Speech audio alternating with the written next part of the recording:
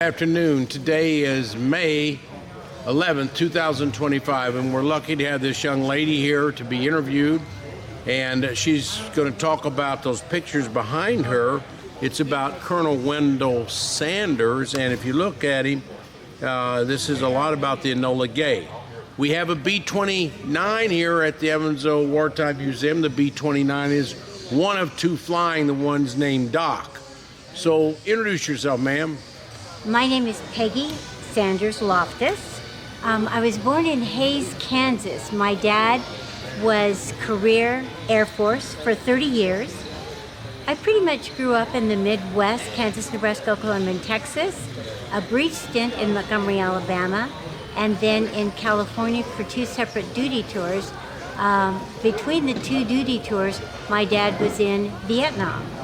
So during his career, he flew B-24s out of North Africa, Italy, and London, and he flew the F-4 out of Vietnam.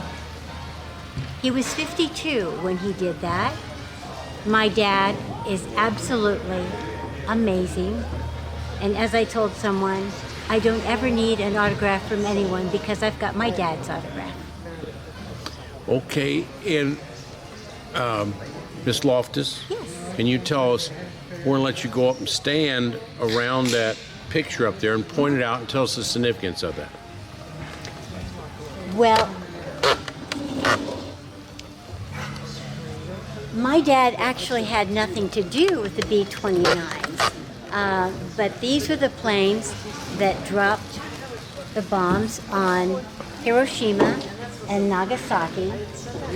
My dad primarily flew B-24s in Europe, so this was a Pacific theater, and my dad really was not involved with that, although, let's face it, World War II, everybody supported everybody, so what happened over there pretty much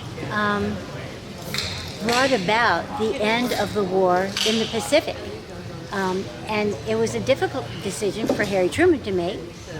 He knew a lot of lives would be lost, but even more lives would have been lost had we not done it. So these are your pictures you gave us to the museum.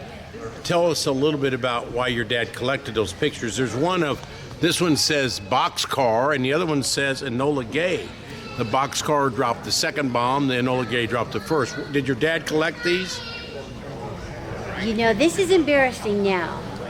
My sister, Roberta, who we always called Bobby, and who was named after my mom's brother, my sister donated these things to the museum, and I've got to be perfectly honest with you. This is the first time I've seen these. My dad, yes, had an amazing collection. We've got a great photo of Hap Arnold after the end of World War II. These I am unfamiliar with. I wish my sister Bobby was here because she knows a whole lot more about these than I do.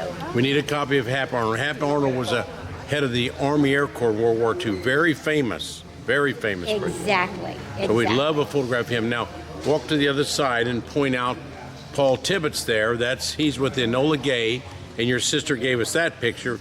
Very important picture. The Enola Gay was at Hiroshima, and that dropped Little Boy, and that was on August 6th of 1945. Changed the world. Only two bombs of atomic nature that ever were dropped in warfare. Or any time. Thank goodness for that, you know. And what we really need is to have this young woman come up because this is her father. She's going to talk next. Yay. So I really, again, I will, what is your name? Dorothy. I'm going to defer to Dorothy because she can tell you way more about this than I can. Like I said, I did not even know that these were in my dad's collection. My sister Bobby obviously held out on me. Thank you very much, Miss Loftus. I'm